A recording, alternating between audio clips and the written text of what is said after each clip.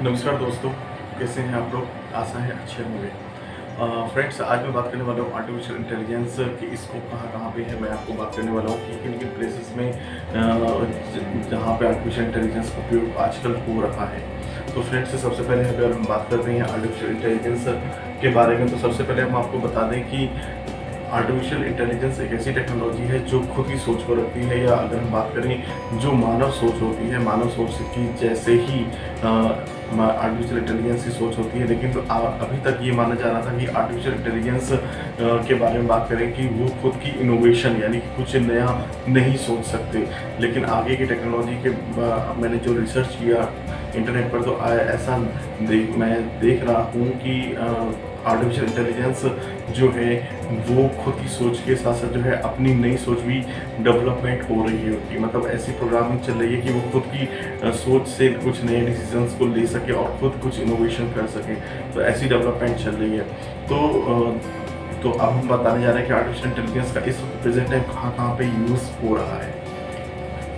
Artificial intelligence के बारे में बात करें तो ऑटोमोबाइल सेक्टर में बहुत ही तेज़ी से इसका जो है ग्रो और डेवलपमेंट हो रहा है, क्योंकि आर्टिफिशियल इंटेलिजेंस आपकी सेफ्टी पॉइंट ऑफ व्यू से हर फोर व्हीलर में इस वक्त सबसे ज़्यादा इस्तेमाल किया जा रहा है। फोर व्हीलर का कहने मतलब कार्स में है, और सबसे ज़्यादा इनका इस्तेमाल इसलिए किया जा रहा है क्योंकि for the security reason purpose, for best auto driving. अगर हम बात करते हैं यहाँ पे ऑटो ड्राइवर फैसिलिटी के बारे में बात करें, तो यहाँ पे ऐसी टेक्नोलॉजी उन पर जो है बेस की जा रही है कार्स में कि वो खुद की सोच के साथ जो है ऑटो ड्राइवर को बेस्ट तरीके से प्ले कर सकें इस टास्क को। बिजनेस, अगर इंफॉर्मेशन टेक्नोलॉजी के बिजनेस के बारे में बात करें तो इसको एनहेंस करने के लिए आर्टिफिशियल इंटेलिजेंस बहुत ही ज़्यादा डेवलपमेंट हो रहा है, और इसको जो है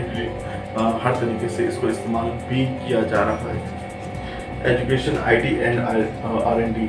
अगर हम बात करते हैं information technology research and development के बारे में, तो जो नए सॉफ्टवेयर्स बन रही हैं, जो नई डिज़ाइंस बन रही है, नए इनोवेशंस हो रहे हैं, तो उसमें जो है आर्टिफिशियल इंटेलिजेंस की मदद ली जा रही है। और इस प्रोग्राम का यूज़ कंप्यूटर एल्गोरिथम में किया बहुत अच्छे से किया जा रहा है, और ये बहुत ही ज़्यादा विश्वसनीय है। फिर हम बात करेंगे यहाँ पे कि फाइनेंस सॉफ्टवेयर एनालिसिस। अगर हम बात करते हैं जितने भी आजकल के समय में जितने भी सॉफ्टवेयर हैं, चाहे वो टैली हो, चाहे वो अलग से कोई कस्टमाइज्ड एप्लीकेशन सॉफ्टवेयर हो, तो यहाँ पे आर्टिफिशियल इंटेलिजेंस वर्क करता है कंप्यूटर के में कंपनी की पूरी डेटा चार्ट्स, रिपोर्ट्स, समरी बनाने में हेल्प करता है, साथ साथ जो है रिपोर्ट्स को दिखाने के लिए, और उसको एक्सेल सीट को जो है पूरी चार्ट्स के फॉर्म में दिखाने में भी आर्टिफिशियल इंटेलिजेंस का काफ़ी अच्छा इसको माना जाता है। फिर हम बात करते हैं मैन्युफैक्चरिंग सैम्पलिंग। अगर हम बात करते हैं किसी भी प्रोडक्शन, कोई भी कंपनी में जब प्रोडक्शन होता है तो उससे पहले सैम्पलिंग की जाती है। उस सैम्पलिंग में उस सैम्पलिंग का जो है क्या होता है, कैड यानी कंप्यूटर एडेड डिज़ाइन पहले बनाई जाती है। कंप्यूटर एडेड डिज़ाइन बनाते वक्त जो है एक इंजीनियर ये देखता है, या उस सैंपल डेवलपमेंट या सैंपल मैन्युफैक्चर ये देखता है कि वो बेस्ट से बेस्ट बन सके और कम कॉस्ट में अच्छी डिज़ाइन बनाई जा सके। तो इसके लिए आर्टिफिशियल इंटेलिजेंस काफ़ी ज़्यादा ये टेक्नोलॉजी इनकी मदद करती है सैंपल बनवाने में। अब जब सैंपल डेवलपमेंट हो चुका होता है, बन चुका होता है, तो उसका जो है एनालिसिस करने के लिए भी आर्टिफिशियल इंटेलिजेंस की टेक्नोलॉजी बहुत ही ज़्यादा मददगार होती है। अगर फिर हम बात करते हैं गेमिंग। अगर तो गेमिंग के बारे में बात करें तो गेमिंग पूरा आर्टिफिशियल इंटेलिजेंस टेक्नोलॉजी पर ही बेस्ड है, क्योंकि हम जब वर्चुअल गेमिंग के वर्चुअल वर्ल्ड से जुड़ते, चाहे ऑनलाइन हो चाहे वो ऑफलाइन हो, तो गेम में आपने देखा होगा कि खुद से जो है प्रोटेक्ट करने की उनमें क्षमता होती है। मतलब कि गेम के अंदर जब किसी गेम को प्ले करते हैं तो उनके अंदर जो वर्चुअल वर्ल्ड आपको दिखाई देता है वो रियल तो नहीं होता है, वो बना हुआ होता है। तो वो बनाने की जो कहीं ना कहीं रिस्पॉन्सिबिलिटी होती है वो आर्टिफिशियल इंटेलिजेंस टेक्नोलॉजी की होती है। गवर्नमेंट सिक्योरिटी, अगर हम बात करते हैं सैटेलाइट कम्युनिकेशन मीडियम के बारे में बात करें, या वायरलेस टेक्नोलॉजी के बारे में बात करें, या हम जो गवर्नमेंट के द्वारा लगाए हुए कैमरास होते हैं उसमें जो है डिटेक्शन के बारे में बात करें कि क्या क्या डिटेक्ट हो रहा है, क्या क्या कैमरे इसमें दिख रहा है, और कहीं पे कोई वारदात होती है तो उसके बारे में भी जो है अवेयरनेस तुरंत वहाँ के सिक्योरिटी ऑफिसर्स को मिलता है। तो यहाँ पे भी आर्टिफिशियल इंटेलिजेंस टेक्नोलॉजी को इस प्रकार से प्रोग्राम किया जाता है कि कोई भी समस्या हो तो वहाँ पे तुरंत जो है वहाँ पे सिक्योरिटी ऑफिसर्स को पता चल सके। इससे क्या है कि हमारा भारत जो है सेफ और सुरक्षित रह पाएगा। फिर health care, medical and related equipment अगर हम बात करते हैं तो हम ये देखते हैं कि बहुत सारे ऑपरेशन थिएटर्स में आर्टिफिशियल इंटेलिजेंस से रिलेटेड इक्विपमेंट्स को लगाए जाते हैं या मेडिकल मशीन्स को लगाया जाता है, जिससे डॉक्टर्स को काफ़ी ज़्यादा सपोर्ट मिलता है, मदद मिलती है ऑपरेशन को सक्सेसफुल बनाने के लिए।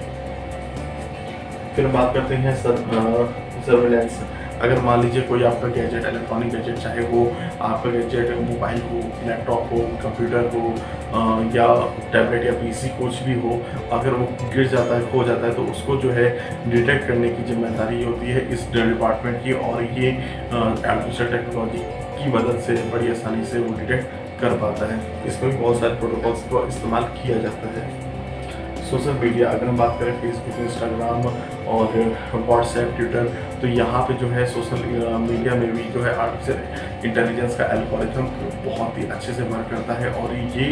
बहुत ही क्रूशियल पार्ट होता है कि यूज़र के अनुसार उसके सामने इंटरेक्टिव इंफॉर्मेशन और डेटा को प्रेजेंट करना, और साथ साथ उसी से रिलेवेंट एड्स को भी उनके सामने शो करना, जिससे कि बहुत ही अच्छी प्रकार से सेल्स हो सके। फिर स्पेस एक्सप्लोरेशन, अगर हम बात करते हैं नासा की और इसरो के बारे में बात करते हैं तो स्पेस एक्सप्लोरेशन और स्पेस डिज़ाइन से रिलेटेड, और साथ साथ प्रत्येक इक्विपमेंट की डिज़ाइन से रिलेटेड, और स्पेस में यूनिवर्स में जो एक्टिविटीज़ हो रही है उसको मेजरमेंट से रिलेटेड, या आर्टिफिशियल इंटेलिजेंस टेक्नोलॉजी की जो 5th जनरेशन के उनके कंप्यूटर्स में सपोर्टेबल होता है, वो बहुत ही ज़्यादा काबिल तारीफ है। इसकी वजह से हम स्पेस को और यूनिवर्स को एक्सप्लोर ईयर बाय ईयर कर पा रहे हैं। रोबोटिक्स, अगर हम बात करते हैं रोबोटिक्स का जो है समय बहुत ही ज़्यादा हेल्पफुल होने वाला है आगे आने वाले फ्यूचर में, क्योंकि हम लोग आर्टिफिशियल इंटेलिजेंस टेक्नोलॉजी को इस प्रकार से प्रोग्राम कर रहे हैं, और कुछ प्रोग्राम्स तो हो भी चुके हैं जो आपके सामने कुछ एग्जाम्पल हैं। तो मैं ये बताना चाहूँगा कि ये हमारे लिए काफ़ी ज़्यादा मददगार सिद्ध हो सकते हैं, लेकिन इसमें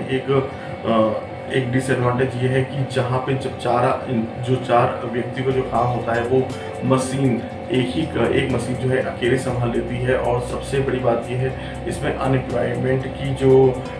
डिसएडवांटेज है वो क्रिएट हो सकती है, क्योंकि अगर जो इंसान वर्क करता है वो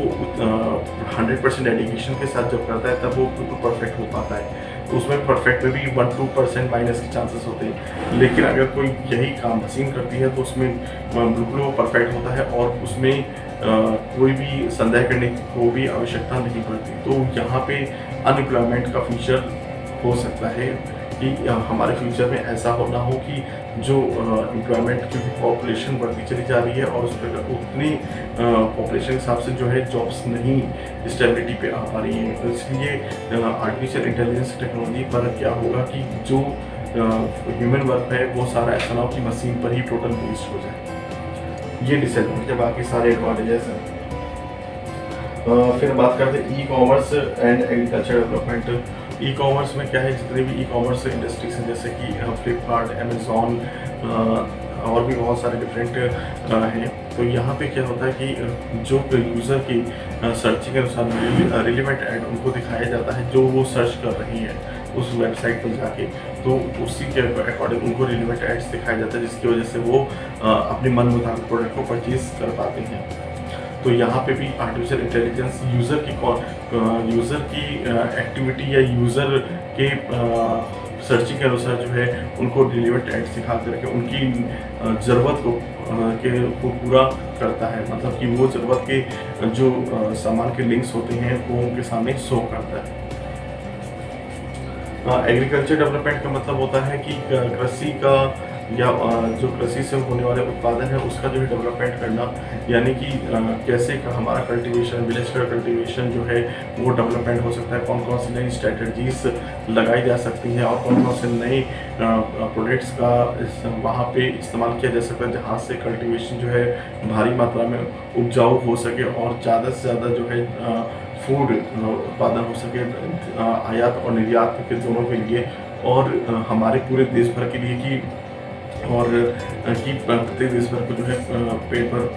भोजन मिल सके। तो यहाँ पे ये जो बताया मैंने आपको एग्रीकल्चर डेवलपमेंट, जिससे किसी प्रकार से एग्रीकल्चर जो है डेवलप हो सके, और जो एग्रीकल्चर में होने वाले जो नुकसान होते हैं, जैसे कि अगर हम बात करें तो बहुत सारे मॉस्किटोस और डिफरेंट टाइप के जो नुकसान होते हैं, उन नुकसान से कैसे बचा जा सके, उसका भी सॉल्यूशन कहीं ना कहीं आर्टिफिशियल इंटेलिजेंस हमें प्रोवाइड करता है, मदद करता है, जिससे कि हम अपनी एग्रीकल्चर यानी कि भारत के एग्रीकल्चर को जो है सेव कर सकें और अच्छा उपजाऊ बना सकें। आशा है दोस्तों कि आपको हमारे वीडियो से कुछ सीखने को मिला होगा। अगर आपको हमारा वीडियो पसंद है तो हमारे चैनल को सब्सक्राइब करें, हमारे वीडियो को लाइक करें। मिलते हैं अन्य जानकारियों के साथ, तब तक के लिए जय हिंद, धन्यवाद।